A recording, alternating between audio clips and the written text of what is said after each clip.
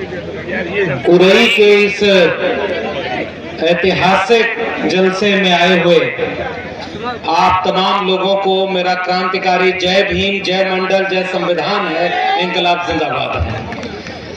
आज जो बात नवीन जी ने कही शुरू में, उससे सहमति जताते हुए मैं अपनी बात शुरू करूंगा कि उन्होंने कहा कि उन्हें पहले लगा कि एक कोई कार्यक्रम है, आयोजन है, और आखिरी में उन्होंने कहा कि उत्सव जैसा माहौल यहाँ है।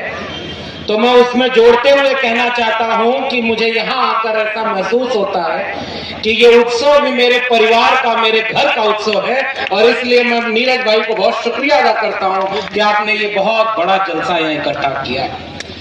और कल मुझे जिन लोगों के साथ, आदरणीय अनिल किशोर जी के साथ आना था, आपात परिस्थिति बनी कि मुझे लगा कि पहुंच नहीं पाएंगे, लेकिन आज यहाँ पहुंचने का एक मकसद ये भी है। भाषण तो हम लोग बहुत देते रहे हैं, देते रहेंगे, लेकिन आज इस मंच से एक ऐसी एकजुटता का पैगाम जाए कि हम सब बाबा साहब डॉक्टर भीमराव अंबेडकर के संविधान को मानने वाले लोग एकजुट होकर के संविधान के विरोधियों के खिलाफ कल भी खड़े थे, आज भी खड़े हैं और आगे भी खड़े रहेंगे और संविधान की हिफाजत करते रहेंगे। और इसके लिए मैं नीरज भाई को बहुत शुक्रिया अदा करता हूं कि उन्होंने एक वैचारिक मंच सजाया और इस पे इन विचार के लोगों को एक साथ इकट्ठा किया, और अपने पिता को, अपनी माता जी को, जो कि खुद भी वैचारिक ट्रेनिंग दे करके अपने पुत्र को इतना सक्षम बनाया था कि उन्होंने भी कोई पाखंड नहीं किया, लेकिन उन्होंने अपने विचार की विरासत को आगे बढ़ा दिया। और मुझे याद है कि आज से तकरीबन 10 साल पहले जब इस तरह की बातें शुरू हुई थी, मैं बहुत कम वक्त में उस इतिहास को केवल याद करूंगा आपके बीच में, कि जब मैं दिल्ली विश्वविद्यालय में प्रोफेसर हुआ करता था और उस समय धीरे धीरे सोशल मीडिया का दौर बहुत तेज हुआ, और इसलिए शंभू जी या नवीन जी हैं, नीरज पटेल हैं, इन लोगों को देख करके हम लोग भी पढ़ने, लिखने, बोलने और अपने हक हुकूक की आवाज बुलंद करने का सबक ले रहे थे। और उसी दौर में विश्वविद्यालय में 13 पॉइंट रोस्टर आया था, और उस रोस्टर के जरिए ये फैसला किया था उन लोगों ने कि अब इस देश के दलितों, पिछड़ों, आदिवासियों के बच्चे प्रोफेसर नहीं बन पाएंगे। और उन्हीं दिनों दिल्ली विश्वविद्यालय में जब हमने सामाजिक न्याय सम्मेलन कराया और दिल्ली की सड़कों पर आंदोलन किया, तो मैं याद करूंगा भाई चंद्रशेखर आजाद का कि उस समय हम लोगों की हिम्मत बन करके उस आंदोलन को लड़ने के लिए एक आंदोलनकारी की भूमिका में भी खड़े रहा करते थे। और मुझे याद है कि उस समय से हम लोगों ने विचारधारा की लड़ाई आगे बढ़ाई। और नीरज भाई जिस पाखंड और अंधविश्वास के खिलाफ जिस लड़ाई को लड़ रहे हैं, आज तो इतने सारे लोग हैं। दामोदर भाई अपनी बात रखे, हम उनको सुन रहे थे तो ऐसा लगता था कि वो जो 26 साल 27 साल का प्रधानमंत्री का छोटा भाई है, उसके लिए भी हमारा एक भाई पर्याप्त है और वो उनकी लड़ाई लड़ते हुए आगे बढ़ जाए।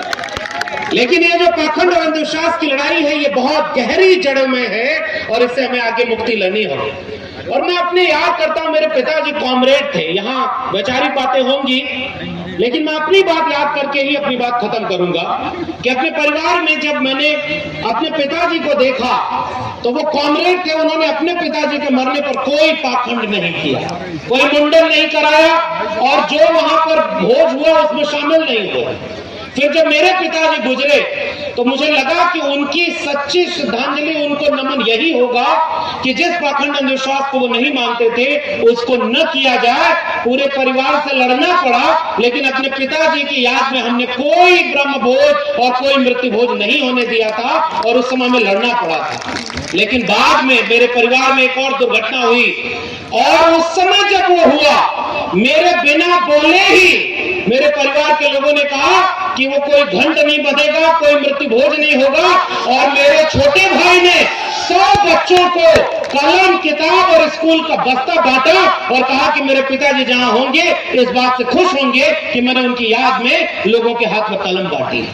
और हम तो याद करेंगे चंद्रशेखर भाई हैं निजी पारिवारिक चीज, और मैंने इसीलिए कहा कि मैं इस मंच को पारिवारिक मंच मान करके यहाँ आना चाह रहा था। और दिल्ली में परिस्थितियां ऐसी बनी कि कल आना था, नहीं आ पाया, मुझे लगा फिर नहीं पहुंच पाएंगे, लेकिन आज यहाँ खड़ा होकर के एक सुकून महसूस हो रहा है कि हम सबकी साझा वैचारिक लड़ाई हम मिलकर के लड़ेंगे।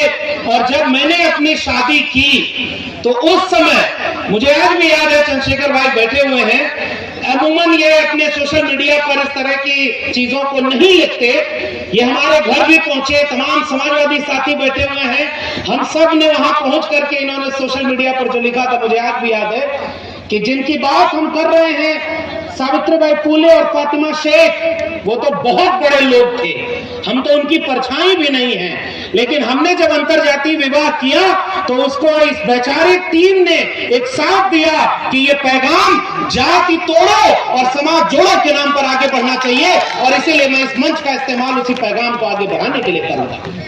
और आगे आखिर में एक बात कह के खत्म करूंगा कि हम लोग तो देखिए पढ़ने लिखने वाले लोग, मैं हर जगह ये बात पूरे देश में कहता रहा कि हम गरीब किसान परिवार के बच्चे, गाय भैंस चराने वाले घरों के बच्चे जब स्कूल कॉलेज विश्वविद्यालय पहुंचे, यूनिवर्सिटी टॉप किया, दिल्ली यूनिवर्सिटी में प्रोफेसर बने, तब तक लगता था कि हमारे घर वालों की वजह से हम वहां पहुंच पाए। लेकिन जब अपनी विचारधारा को जाना तो पूरे देश को ये बात बताई कि अगर इस देश में बाबा साहब अम्बेडकर का संविधान और मंडल कमीशन न होता तो हम जैसे लाखों लोग अपने घरों से निकल करके इस देश में उन कुर्सियों तक नहीं पहुंच पाते जहां तक हम लोग पहुंचे। तो आज जिस सीढ़ी पर चल करके, संविधान की सीढ़ी पर, मंडल कमीशन की सीढ़ी पर चढ़ करके हमने हाथ में कलम पकड़ी, उसे ही कुछ लोग बदलने की बात करते हैं, तो बताओ उड़ई से एक पैगाम जाना चाहिए कि नहीं कि संविधान बदलने वालों के नापाक मंसूबों को हम कभी पूरा नहीं होने देंगे। बताओ इस बात में आप साथ दोगे कि नहीं दोगे?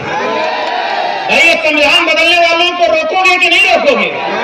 इसलिए हम लोग कहते हैं न्यूनतम सहमति पर अधिकतम एकता। और उत्तर प्रदेश वालों को तो मैं बधाई देता हूं, ये समाजवादी पार्टी के हमारे सांसद विधायक बैठे हुए हैं और तमाम लोग हैं। उत्तर प्रदेश में अगर 24 में अगर न रोका गया होता तो आज संसद में क्या हाल होता। लेकिन मैं तो देखता हूं ये संविधान वाले जब चंद्रशेखर भाई और पूरे तमाम वो लोग समाजवादी जय भीम बोलते हैं, जय मंडल बोलते हैं, तब लगता है कि हाँ एक वैचारिक लड़ाई है, उस लड़ाई को आगे बढ़ाना हमारी जिम्मेदारी है। इसलिए वैचारिक लड़ाई समाज को लड़नी होती है, राजनीतिक लड़ाई तो अपनी चलती रहेगी, लेकिन समाज अगर तैयार होगा तो वो बड़ी लड़ाई लड़ लेगा।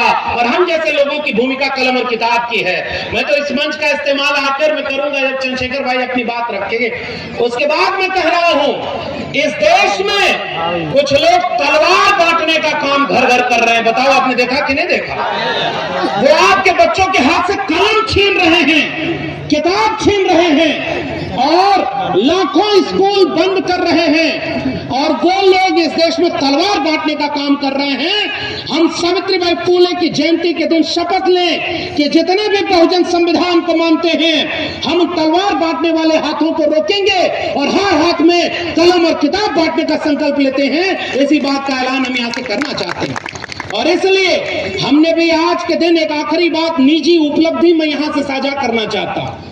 मुझे जब 14 साल बाद प्रोफेसरशिप का निकाला गया तो उनको लगा था कि चुप हो जाएगा, डर जाएगा। हम तो कहते हैं बाबा साहब 10 दिन नौकरी कर पाए थे और ऐसा रास्ता बना गए कि उस रास्ते पर चल करके लाखों लाख लोग नौकरी पा रहे हैं और नौकरी कर रहे हैं। इसलिए नौकरी बड़ी चीज नहीं है, वैचारिक लड़ाई बड़ी चीज होती है। और मुझे इस बात की खुशी है कि आज से 2 साल पहले 3 जनवरी के दिन है मैंने उच्च शिक्षा कैसे बर्बाद हो रही है और उत्तर प्रदेश में बर्बाद ज्यादा हो रही है। कंपोजिट स्कूल बंद करके कंपोजिट दारू का ठेका खोला जा रहा है और वो लोग कह रहे हैं कि उनका धार्मिक राज आ गया। अच्छा, मैं तो कभी कभी सोचता हूं कि अगर मठ में ताकत होती तो गोरखपुर से लखनऊ आने की जरूरत नहीं पड़ेगी। इसका मतलब ताकत वहां नहीं है, ताकत बाबा साहब के संविधान के जरिए लोकतंत्र और संविधान में वो ताकत है जिससे आप हुकूमत करते हैं। तो बताओ ताकत वाली जगहों पर हमारे लोग होने चाहिए कि नहीं होने चाहिए? मैं इसी बात को कह करके आपसे एक संकल्प दिलाकर अपनी बात खत्म कर रहा हूं कि 2 साल पहले मैंने एक किताब लिखी थी, प्रोफेसर की डायरी, और यह आगाह किया था कि स्कूल कॉलेज विश्वविद्यालय बचा लेना, वो बचेंगे तो आपकी आने वाली पीढ़ियां गुलाम पैदा नहीं होंगी।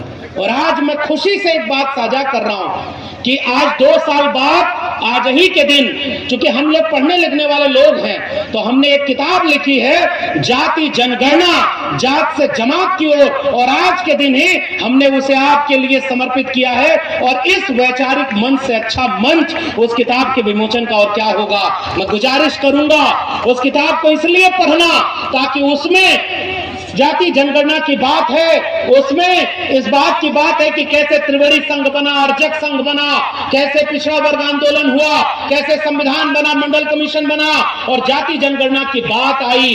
कुछ लोग यही नारा दे रहे थे, बंटोगे तो पता नहीं क्या होगे, अगर बंटोगे तो बांटने वाले महफिल सजाएंगे। उनका नेता बोलता था जो करेगा जात की बात उसको मारूंगा कस के लात। और ये वही प्रदेश है जिसमें योगी बने हुए लोग भी कहते हैं कि मैं तो उस जाति में पैदा हुआ जिसमें भगवान भी पैदा होते हैं। इसका मतलब जात खत्म नहीं हुई है, लेकिन उनको वोट लेना होता है तो जात की याद आती है। हमने कोशिश की है कि जात को जमात में बदलने के लिए नौजवानों आपको पढ़ने की जरूरत है। और जितने, मैं तो बधाई देता हूं नीरज भाई को, जितने पुरस्कार इन्होंने सम्मान में दिए हैं, एक बार फिर से जाकर के उनका नाम पढ़िएगा और इस मंच को देखिएगा। आज बहुजन समाज को जिस गुलदस्ते की जरूरत है उस गुलदस्ते को बनाने का काम नीरज पटेल ने किया है।